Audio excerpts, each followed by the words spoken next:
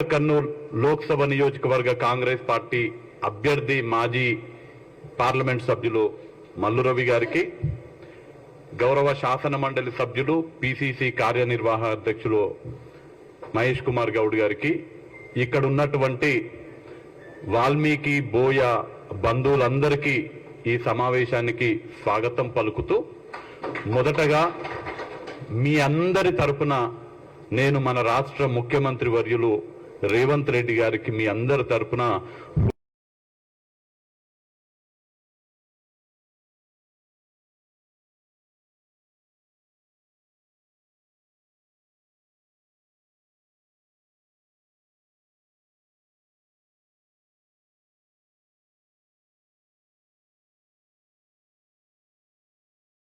ఒక కాగితం ఇవ్వాలంటే ముఖ్యమంత్రి ఎక్కడుంటాడో తెలియదు, సచివాలయం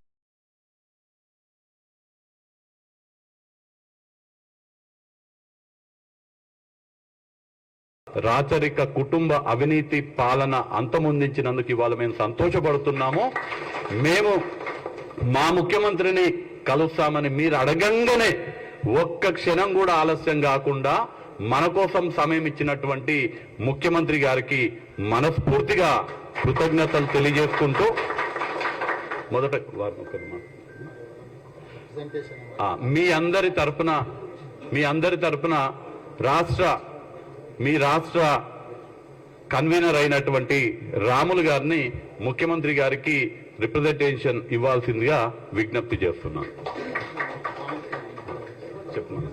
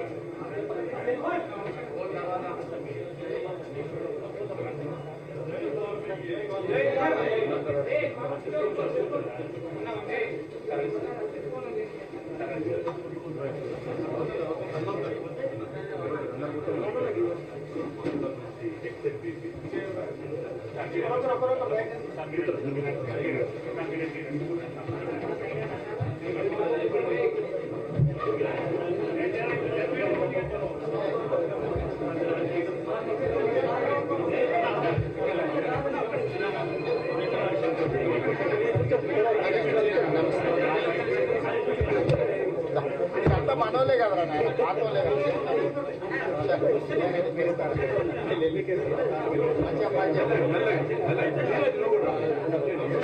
అన్న కలిసిన వాళ్ళే కొత్త వాళ్ళకి అవకాశం మనోలే కదా.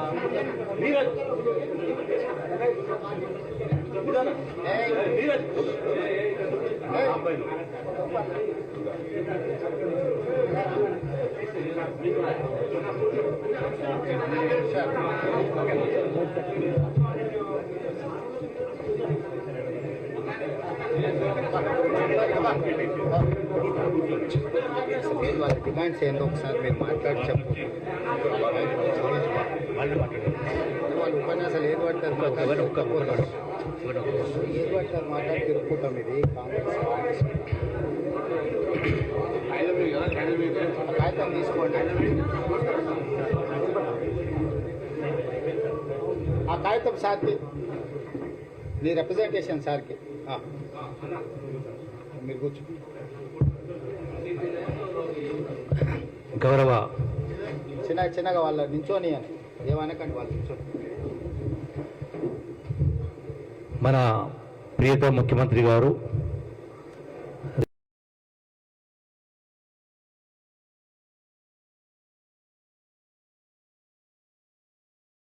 వంశేంద్రుడు గారు, అట్లాగే నాగర్ కర్నూలు పార్లమెంట్ సభ్యులు మల్లు రవి గారు, గౌరవ సహచర మంత్రివర్యులు పూర్ణం ప్రభాకర్ గారు, పెద్దలు చిన్నారెడ్డి గారు, అలాగే వర్కింగ్ ప్రెసిడెంట్ మహేష్ కుమార్ గౌడ్ గారు, విజయటువంటి వాల్మీకి సోదరులందరికీ హృదయపూర్వక నమస్కారం తెలియజేసుకుంటూ, ముఖ్యమంత్రి గారు మీకందరికీ అందరూ సుపరిచితులే.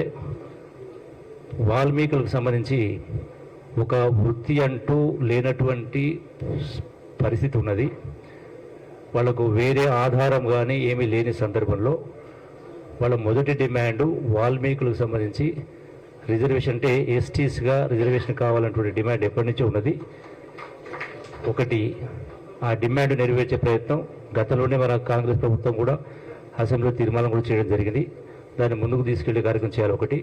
రెండవది, ఈ యొక్క ఫెడరేషన్ సంబంధించి వాల్మీకులకు కూడా ఒక ఫెడరేషన్ కావాలి కాబట్టి కొంత ఆర్థిక చేయూత సహా ఇవ్వడం కోసం ఈ యొక్క ఫెడరేషన్ కూడా మిగతా కులతో పాటుగా వీళ్ళకు కూడా ఫెడరేషన్ ఇవ్వాలనేది వాళ్ళ ప్రధానమైనటువంటి డిమాండ్ కాబట్టి అది సహేతుకమైంది, వాస్తవమైంది కాబట్టి మరి ఆ విజ్ఞప్తిని మీకు వీళ్ళు సమర్పించడం జరిగింది.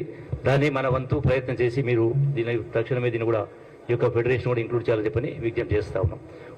పాలమూరు జిల్లాతో పాటుగా మొత్తం యావత్ తెలంగాణలో వాల్మీకి ఎక్కడ ఉన్నా వాళ్ళందరికీ సహాయం జరగాలన్నట్టు ఆలోచన.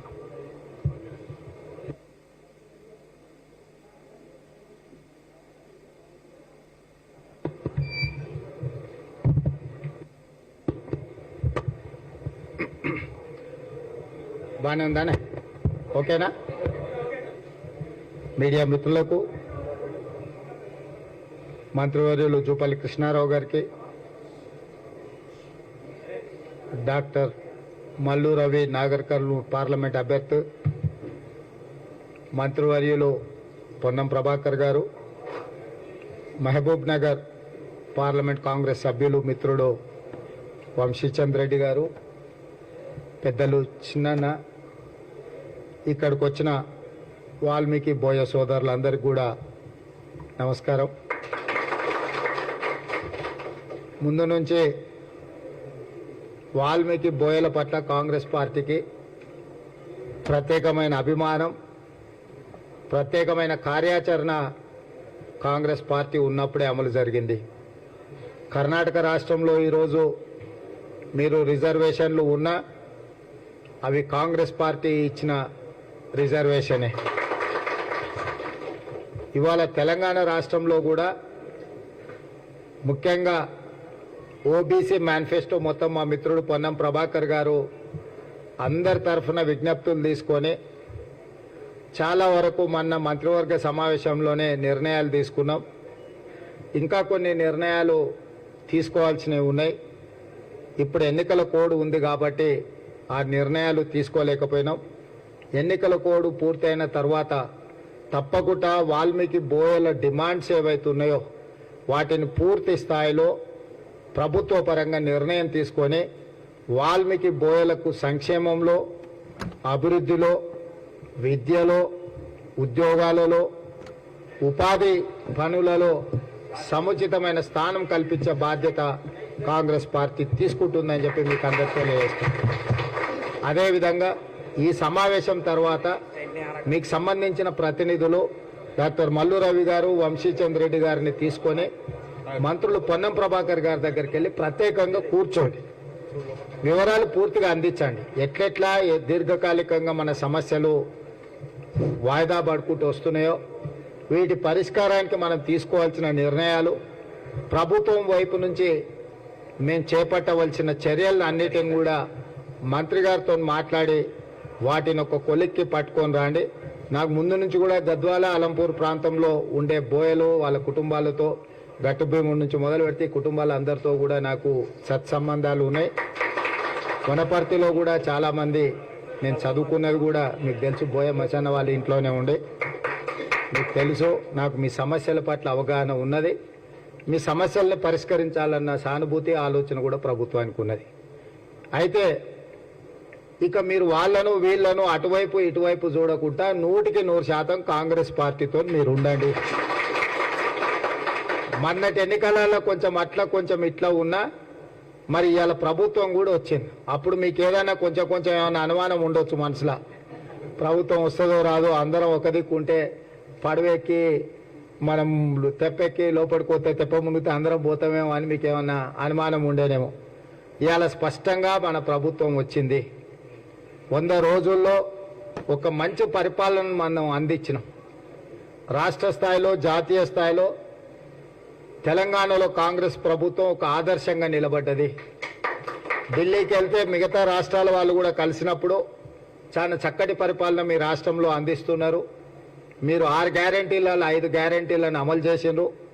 ఆడబిడ్డలకు బస్సుల్లో ఉచిత ప్రయాణం కానీ, రాజీవ్ ఆరోగ్యశ్రీ ద్వారా 10 లక్షల రూపాయల ఉచిత వైద్యాన్ని అందించడం కానీ, ఆడబిడ్డలకు 500 రూపాయలకే సిలిండర్ అందించడం కానీ, అదేవిధంగా ప్రతి పేదవాడి ఇంటికి 200 యూనిట్లు ఉచిత విద్యుత్తును అందించే విషయంలో కానీ, 4,50,000 ఇండ్లు ప్రతి అసెంబ్లీ నియోజకవర్గంలో 3,500 ఇండ్ల ప్రకారము 22,500 కోట్లతోని ఇందిరమ్మ ఇండ్ల పథకాన్ని, వీటన్నిటిని కూడా మన ప్రభుత్వము స్పష్టంగా పేదల సంక్షేమం కోసం మన ప్రభుత్వం పనిచేసింది. ఇదే కాకుండా 3 నెలల 30,000 ప్రభుత్వ ఉద్యోగాలు ఇచ్చి నిరుద్యోగ యువకులకు ప్రభుత్వము ఒక సంపూర్ణమైన విశ్వాసం, ఈ ప్రభుత్వం మాది, మా కోసమే ఈ ప్రభుత్వం పనిచేస్తుంది, మా కోసమే ఈ ప్రభుత్వం ఆలోచన చేస్తుంది అని చెప్పి ఈరోజు మన ప్రభుత్వం అన్ని కార్యాచరణలు తీసుకున్నాం. మనం డిసెంబర్ 7 నాడు మన ప్రభుత్వ ప్రమాణ స్వీకారం చేసి మార్చి 17కు 100 రోజులైంది. సరిగ్గా 100 రోజులు మనము సంపూర్ణంగా పరిపాలన మీదనే, సంక్షేమం మీద, రాష్ట్ర అభివృద్ధి మీద, ప్రభుత్వ ఉద్యోగులకు ఎప్పుడు జీతాలు వస్తున్నాయో తెలియదు. మనం వచ్చిన మొదటి నెల 4వ తారీఖు ఇచ్చినాం, 2వ నెల 1వ తారీఖు ఇచ్చినాం. ఇలా ప్రభుత్వ ఉద్యోగులందరికీ 1 తారీఖు నాడు జీతాలు, పెన్షన్లు ఇచ్చే పరిస్థితి రాష్ట్రంలో మనం తీసుకొచ్చినాం. 10 సంవత్సరాల నుంచి లేని, 10 సంవత్సరాలు ప్రభుత్వం మీద ఉద్యోగస్తులు విశ్వాసం కోల్పోయారు. మనం ఎప్పుడైనా ఒక యజమాని దగ్గర పనిచేస్తే యజమాని మనకు సరైన సమయానికి జీతం ఇస్తాడు, యజమాని మనల్ని చూసుకుంటాడు అన్నప్పుడే మనం ఎక్కువ పని చేస్తాం. తిండి పెడతాడో పెట్టాడో, జీతం ఇస్తాడో ఇయ్యాడో అని అంటే ఎట్లకెళ్ళి కష్టపడతాం మనం. అందుకే ప్రభుత్వ ఉద్యోగస్తులందరికీ 1వ తారీఖు నాడు జీతం, 1వ తారీఖు నాడు పెన్షన్ ఇచ్చే విధానాన్ని మనం తీసుకొచ్చి అందరికీ ఒక విశ్వాసాన్ని కల్పించినాం. అదేవిధంగా ఎవరు ఏ సమస్య మీద వచ్చినా సచివాలయంలోకి సరాసరి వచ్చి మంత్రులను కలిసి చెప్పుకునే అవకాశం కల్పించినాం. ముఖ్యమంత్రిగా నేను ముఖ్యమంత్రి కార్యాలయంలో ప్రతిరోజు కలుస్తున్నా. ఇప్పుడు ఎన్నికల కోడ్ ఉండి మనం అక్కడికి పోకపోయినా ఇంటి దగ్గర వచ్చిన వాళ్ళందరినీ రోజు ఎవరు వచ్చినా వాళ్ళందరినీ కూడా కలిసి వాళ్ళు చెప్పే వాటిని విని వాళ్ళ సమస్యల పరిష్కారం కోసం మనం ప్రయత్నం చేస్తున్నాము. అంటే ఎన్నికల కంటే ముందు మనం ఏదైతే మాట ఇచ్చినామో, గడీల పాలన పోవాలి, ప్రజాపాలన రావాలి అని ఏదైతే మీరు కోరుకున్నారో, గడీలను బద్దలు కొట్టి ప్రజాపాలన తీసుకొచ్చి ప్రజలకు పరిపాలన అందుబాటులోకి తెచ్చినాం. ఇవాళ ప్రజలు స్వేచ్ఛగా తమ ప్రభుత్వం దగ్గరికి ఎప్పుడైనా, నేను చెప్పేది, నేను నమ్మేది ఒకటే, మనం ఎన్నుకున్న ప్రభుత్వాన్ని చూసి మనం భయపడాల్సిన అవసరం లేదు. మనం సంతోషంగా పోయి చెప్పుకునేటట్టు ఉండాలి మన నాయకుడి దగ్గరికి. గత ప్రభుత్వం ఓట్లేసి గెలిపించిన ప్రజల్నే భయపెట్టి, పోలీసులు కేసులు పెట్టి, ఫోన్ ట్యాపింగులు చేసి, ఎవరు ఏం మాట్లాడుకుంటారో, ఎవరింట్లో భార్య భర్తలు మాట్లాడుకున్నా వినాలన్న దుర్మార్గమైన ఆలోచన గత ప్రభుత్వం చేసింది. ఆయన మాట్లాడుతుండే కేటీఆర్, కొద్దిమంది విన్నామని. ఏం పనే మంది సంసారాలలో ఏలు పెట్టి చూసే పని మీకు? ఎవరన్నా సిగ్గునోడు అట్లా మాట్లాడతాడా? ఇంటే విన్నాం కొంతమంది ఫోన్లు, ఇంటే ఏమవుతుందంట? ఎవరన్నా గిట్లా భర్తగించేవాడన్నా మాట్లాడతాడా? ఇంటే ఏమవుతుంది? అదే అవుతుంది. చెర్లపల్లిలో చిప్పకూడి తినాల్సి వస్తుంది. ఇప్పుడు వాళ్ళు చెప్పినట్టు ఉన్న అధికారులు ఈరోజు ఊసలు లెక్క పెడుతున్నారు. ఆయన అంతకంటే ముందే చెప్పినాం, వద్దురా నాయన, వాళ్ళు దుర్మార్గులు, దోపిడీదారులు, దొంగలు, వాళ్ళ మాటలు విన్నారంటే మీరు జైలుకు పోతారు, మిమ్మల్ని తర్వాత తిరిగి కూడా చూడారని. ఇవాళ కేసులలో ఇరుక్కున్న వాళ్ళని అయ్యో పాపం అని కూడా అంటలేరు వాళ్ళు. చేసినాం, ఇట్లనే చేస్తాం. ఎవడు మాట్లాడతాడు? ఊర్లలో ఆవారగాడు మాట్లాడతాడు, తాగుపోతాడు మాట్లాడతాం, గట్లనే చేస్తాం, మేము బజార్లో బట్టలు ఇప్పుకొని తిరుగుతాం. అయితే ఏందని ఊర్లలో అన్నారు? ఎవడంటాడు? తాగుపోతాడు, తిరిగిపోతాడు అంటాడు. గట్ల మేము ఇట్లనే ఉంటాం. ఊర్లో ఎవరైనా పెద్ద మంచి పిలిచారా, ఇది మంచిది కాదురా నాయన, పద్ధతి మార్చుకో అంటే మేము ఇట్లనే ఉంటామా? ఏం నువ్వేంది నాకు చెప్పేది? సేమ్ కేటీఆర్ కూడా భర్తగించిన అచ్చో సాంబోతులాగా మాట్లాడుతుండు. దాని ఫలితం దానికి ఉంటుంది. కాకపోతే దాని ఒక క్రమ పద్ధతిలో విచారణ చేసి చట్టపరంగా చర్యలు తీసుకోవాలి కాబట్టి విచారణ జరుగుతుంది. అంతకుముందు ఎవరైనా ఫోన్లలో మాట్లాడుకోవాలన్నా భయపడేది, ఎవరైనా కలిస్తే ఎవడో రికార్డ్ చేస్తుండే అనే భయం ఉండే. ఇవాళ ఎవరైనా స్వేచ్ఛగా వాళ్ళ జీవితాలలో వాళ్ళు స్వేచ్ఛగా మాట్లాడుకునే పరిస్థితి రాష్ట్రంలో స్వేచ్ఛ తీసుకొచ్చినాము. ఇవాళ ఏదున్నా సచివాలయానికి వెళ్ళి మనం చెప్పుకునే పరిస్థితి ఉంది. అందుకే ఇవాళ నిన్న ఎమ్మెల్సీ ఎన్నికలు జరిగినాయి. ఓటు విలువ నాకు తెలుసు కాబట్టి ఢిల్లీ నుంచి వచ్చి సుప్రీంకోర్టు చీఫ్ జస్టిస్ను కలిసి అక్కడ నుంచి సరాసరి కొడంగల్ పోయి కొడంగల్ ఓటేసి మళ్ళీ అక్కడ మా వాళ్ళు అందరినీ కలిసి ఓ రోజంతా కూర్చొని వాళ్ళతో మాట్లాడి మంచి చెడ్డ యోగక్షేమాలు కనుక్కొని వచ్చిన. ఓటు ఎంత విలువైందనంటే మనల్ని ఏలే వాళ్ళని ఎన్నుకునేది మనమే. మనం ఇట్లాంటి లఫంగా వాళ్ళని ఎన్నుకున్నామంటే తర్వాత మనం ఎంత చెప్పినా ఓడినాడు. అందుకే ఎమ్మెల్సీ ఎన్నికలలో కూడా మంచి మెజార్టీతో మనము మహబూబ్నగర్లో ఎమ్మెల్సీ మీరు అందరూ మన మీద ఉన్న నమ్మకంతో మన ఎంపీటీసీలు కౌన్సిలర్లు కార్పొరేటర్లు మన ప్రభుత్వం వచ్చింది. మనవాడి రాష్ట్రానికి ముఖ్యమంత్రి ఉన్నాడు. మన రాష్ట్రాన్ని మనం అభివృద్ధి చేసుకోవాలి, జిల్లాలో పెండింగ్ ప్రాజెక్టులు అన్నీ పూర్తి చేసుకోవాలని మంచి సపోర్ట్ ఇచ్చారు. ఇలా 200 ఓట్లతో మహబూబ్నగర్ ఎమ్మెల్సీ మనం గెలవబోతున్నాం. అదేవిధంగా రేపు పార్లమెంట్లో కూడా ఇవాళ ఏంది లేక మన జిల్లాకు అవకాశం వచ్చింది. ఇప్పుడు దాన్ని ఎట్లనన్నా దొంగ దెబ్బ తీయాలని దొంగలంతా ఒకటేరు గూడుపుటాన్ని చేస్తారు.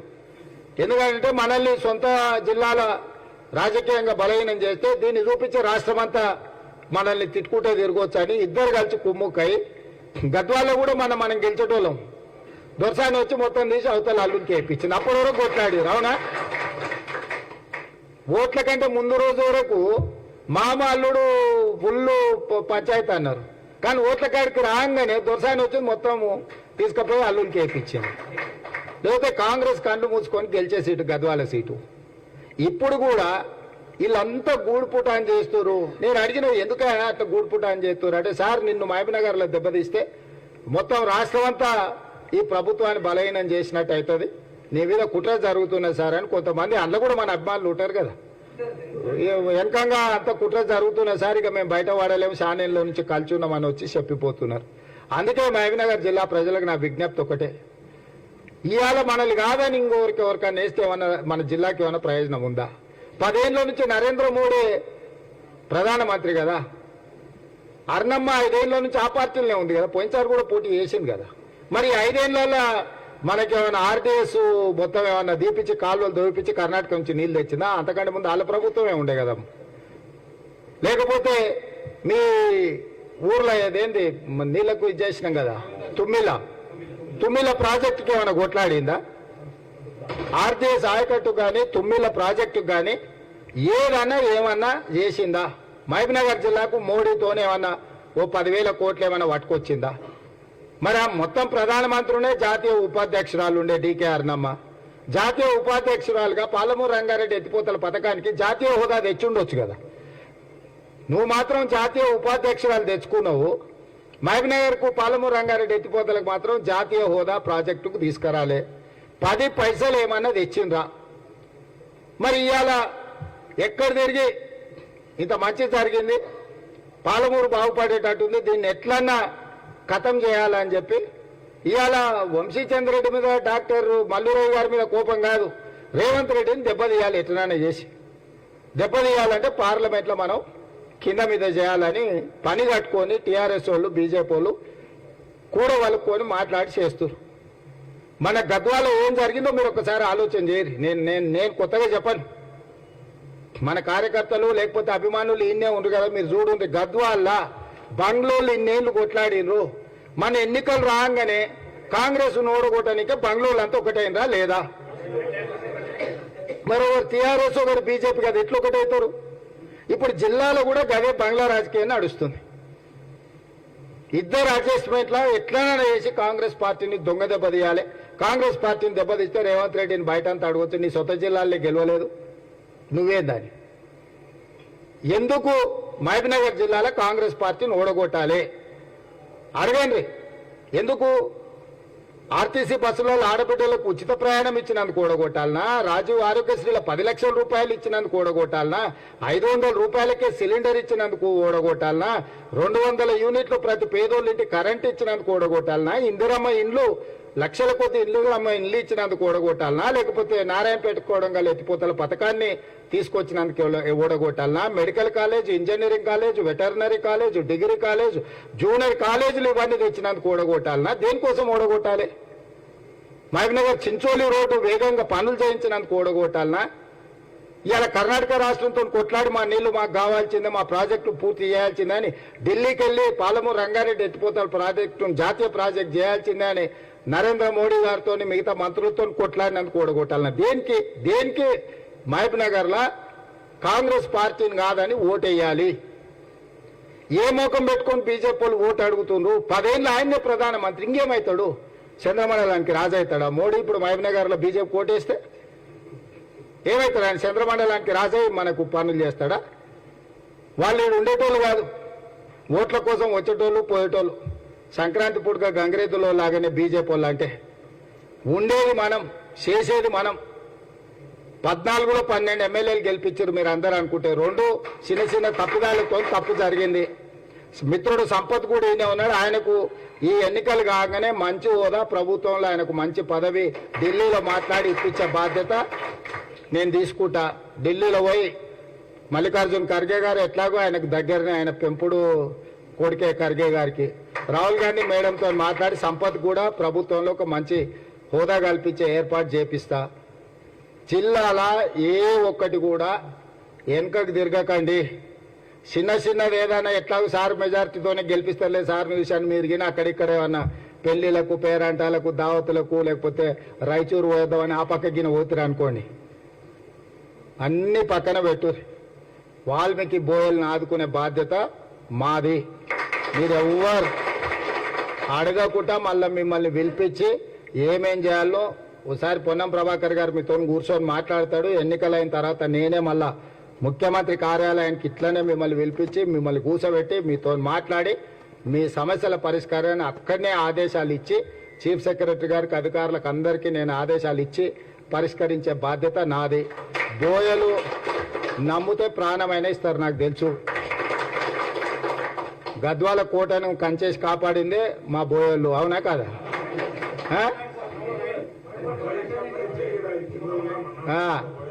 కాబట్టి మాట ఇస్తే మాట ఇచ్చిన మాటకు నిలబడతారు, ప్రాణం పోయినా మాటకు నిలబడతారు. మన ముఖ్యంగా నడిగడ్డ బోయోళ్ళు అంటే మాట మనుషులు. మరి మీరందరూ నాకు మాట ఇస్తురా లేదా 2 సీట్లు గెలిపిస్తామని ఇస్తారు కదా? ఇంకా మరి మీ మాట మీద నమ్మకంతో వాళ్ళిద్దరిని మీకు అప్పచెప్తున్న మల్లురవి గారిని, అదేవిధంగా వంశీచంద్ర రెడ్డి గారిని.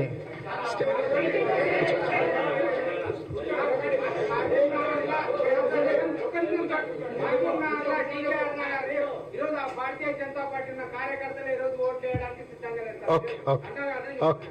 సో ఇవాళ మీ ఇద్దరికి బాధ్యత, ఎందుకంటే రాష్ట్రం అంతా నేను తిరిగే పని ఉన్నది.